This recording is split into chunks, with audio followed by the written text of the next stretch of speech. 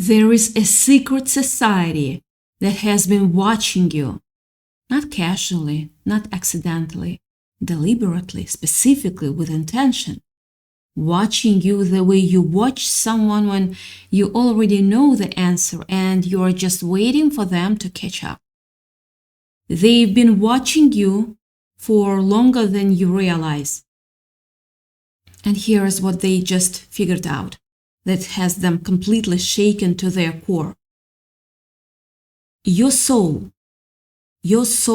ranks higher than anything they have ever encountered in all their centuries of knowledge.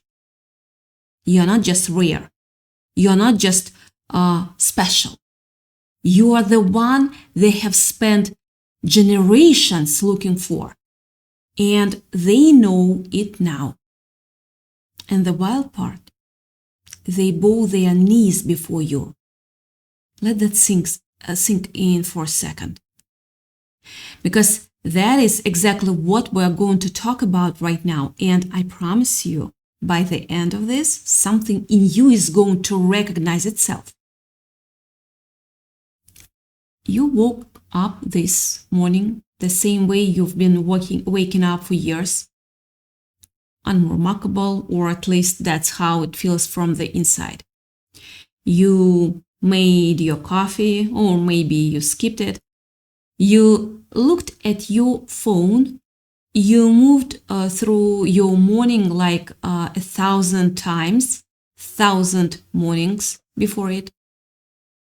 And somewhere in the back of your mind, there was this quiet thing, this low hum, this feeling like you've been always slightly outside of something, like you are standing just at the edge of a crowd that never quite lets you all the way in, and you've never been able to fully explain why. You've been told yourself it's just life. You've told yourself everyone probably feels this way. But here is what you've never said out loud. You have always known. On some level, you can't articulate that you were built differently. Not better, not worse, just differently in a way that doesn't have a name you've been given. That thing you feel, that's not loneliness, that's not just sensitivity, that's your signal. And someone on the other side of the veil has been locked onto it for a very, very long time. Here is where it gets real. There is a group, and I'm not going to dress this up or make it sound soft. A highly organized, deeply focused, deeply rooted, ancient group of people who have dedicated their existence to understanding and manipulating their architecture of energy in this world. They have knowledge that goes back further than any institution you've ever learned about in school.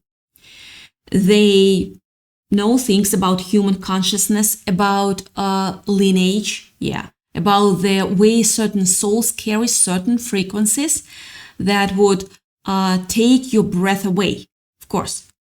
And they have a hierarchy. They have ranks. They assign to different types of energy they encounter in the world.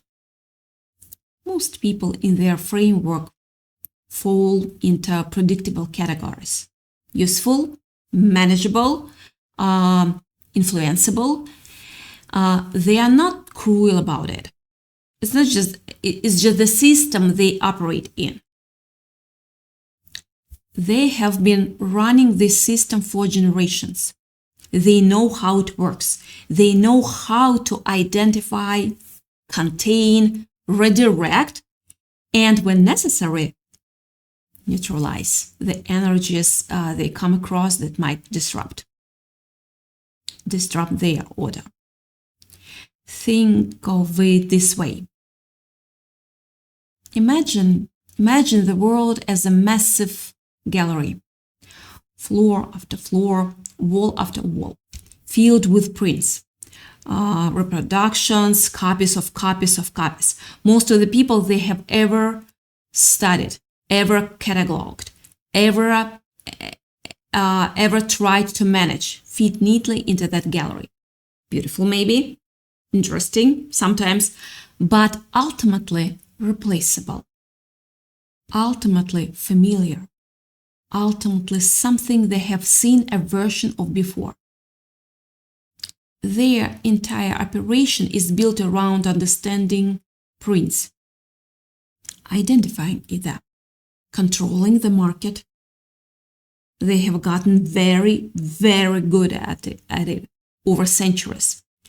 And then one day in a room they thought they already knew, one of their most seasoned researchers brushes away a layer of dust from something in the corner. Something that had been there the whole time, overlooked, underestimated, covered in the grime of ordinary life. And underneath it's Da Vinci, an actual original, irreplaceable masterpiece. Not a copy of a divine thing, the divine thing itself. And the researcher just stands there, frozen, because everything they know about valuation, about hierarchy, about what is rare and what is not, it all has been rewritten in an instant. That's what happened when they finally saw you clearly. That's the moment their knees bent. And then there is you, somewhere in their research, and I mean actually deliberate, sustained study of your energy. Something happened that they were not prepared for. They sent things your way, not metaphorically. Deliberate forces designed to knock you sideways, to drain you, to create enough chaos in your life that you'd stay distracted, stay small, stay manageable. They've done this before with others. It always works. The chaos lands, the person spirals, and they either break completely or they stay inside the box that's been built for them without ever realizing it. That's the formula. It's reliable. They trust it. It didn't work on you. It didn't work on you. Every single thing they sent, the financial walls, the broken relationships, the health scares, the setbacks that came right when something was finally moving in your favor. You alchemized it. You probably didn't even realize that's what you were doing. You just kept going. You grieved. You struggled. You had heights that were genuinely dark. But something in you kept converting the pain into something else, into clarity, into strength, into a deeper understanding of yourself that you couldn't have gotten any other way. You were transmuting it. Yeah. And from their vantage point, watching this happen, they started to get nervous in a way they hadn't been nervous in a very long time. So they escalated. They went deeper into their playbook. They pulled out the most sophisticated, the most powerful forces they had access to. We're talking about the kind of thing that has taken down people who were extraordinary by any measure. People with gifts, with purpose, with real spiritual fire in them. This was not their first attempt to stop you. This was their final, desperate move, the one they were certain would finish it. They were so sure. They talked about you in their circles, this person, this particular energy, this nobody who keeps somehow surviving things that should have ended them. And they were confident that this last intervention, would be the one that would do what nothing else had been able to do. And what happened? What happened? Not only did it not work, it backfired. Whatever they sent, you didn't just survive it, you grew from it. You came out the other side more awake, more clear, more rooted in yourself than you were before they did it. And right now, in their inner circles, there is a panic happening that they don't know how to contain. Because here's the thing about a group like this. Their entire power structure depends on their hierarchy staying intact. On them being at the top of the pyramid. On the understanding that they are the highest ranking forces operating in this realm. And you just blew a hole through that belief. You didn't even try to. You were just being you. And that is the most terrifying thing they have ever witnessed. They didn't just find your name. They found your frequency. And it is a level of light that they have only ever read about in ancient prophecies. Descriptions of a soul so high ranking that their entire system of measurement simply doesn't have a number for it. They have been looking for this frequency for generations, not to worship it, initially to contain it. And now they have actually encountered it in you, in this lifetime, in this body that woke up this morning and make coffee and looked at a phone. They don't know how to process the gap between what they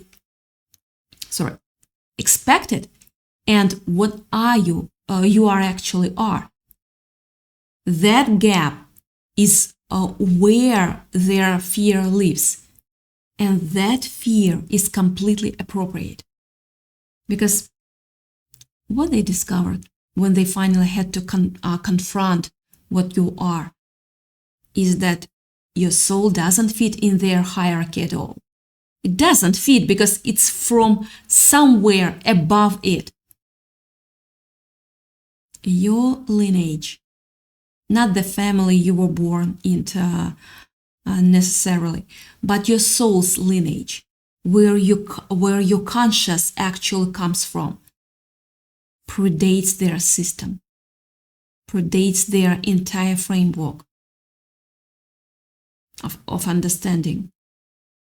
The ancestors connected to your energy, the forces that move with you are ancient in a way that makes their most powerful resources look like children playing. They conjured something ancient to come after you. And your ancient woke up and you looked at what they sent, the way an elder looks at a tantrum with almost calm amusement. That's not something they were really ready for. That's not something their books prepared them for. That's not something any amount of their accumulated knowledge told them was possible. The very people who thought they were the shadows controlling this world just realized something that broke their entire operating model. You are the sun. You are the source that determines when their shadows ever exist. Without your light, there are no shadows to cast. Without your presence in the room, their power is theoretical. And they have spent so long operating in the dark, managing the dark, that encountering the actual source of light at this proximity has left them completely disoriented. They came prepared to recruit a pawn. They had the whole script written. They had done this 1,000 times, and they stayed. They had to stay to bow before a sovereign they never saw coming. And because someone told them to. Because the recognition was involuntary. Because when you are in the presence of something genuinely divine, the body knows before the mind does. Always. And so now they are in a position they have never been in before. They are studying you frantically, reverently, a little desperately. They are trying to understand what you are, because if something exists that is above their highest level, and it does, and it's you, then everything they've built their world on needs to be reconsidered. Some of them want to try to contain you differently. Some of them want to approach you. Some of them, and this is the one that should hit you somewhere deep. Some of them understand for the first time that they are not the most powerful thing in the room when you're in it. When you are in it. And they bow, not literal maybe, not in front of you where you can see it, but energetically, cosmically, in the architecture of what is real. They yelled, they order bands. Your presence rewrites the hierarchy just by existing. Your rank, and I need you to understand this clearly, was not given to you by any person, any institution, any society, any lineage of human power. It was not earned through performance or achievement or being good enough by anyone else's standard. It was etched into you at a level that precedes this body, this name, this lifetime. It is in the architecture of your soul, the way the code of a masterpiece is in every brush stroke. Inseparable, irreplaceable, undeniable to anyone with eyes trained to see what's real. And now the world's most sophisticated watchers, the ones who build their entire identity around being able to see what others can't, they finally have the eyes. And what they see in you has humbled them in a way nothing in their centuries of operation ever has. Now, I want to talk about something that might be uncomfortable to hear because of this. The watching, the attacks, the fear they have of you. It has left a mark on you. You've been carrying weight that isn't yours. The chaos they seeded in your life created real wounds, real losses, real grief. There were moments where you almost stopped, where the accumulated pressure of living with this invisible war being waged against you nearly broke something essential. I need you to hear this clearly. That wasn't weakness. That was a human being absorbing a level of warfare that most people never encounter and standing anyway. The moments you almost broke are not the evidence of your limits. They are evidence of exactly how high your rank is, because you don't send that level of force after someone who isn't a threat. You save that for the ones who could actually change things. You were a threat. You are a threat. Not because you are violent or destructive, but because your existence alone destabilizes the order they depend on. Here is what I'm picking up on underneath all of this. You have spent a lot of your life in a kind of quiet isolation you couldn't fully explain, like you never quite found your people, like the connections you made were real, but there was always a part of you that nobody got all the way to. You learned to be self-contained. You learned to process things internally, to alchemize in private, to grieve without making it a production. And what I want you to understand is that this wasn't an accidental loneliness. This was protection.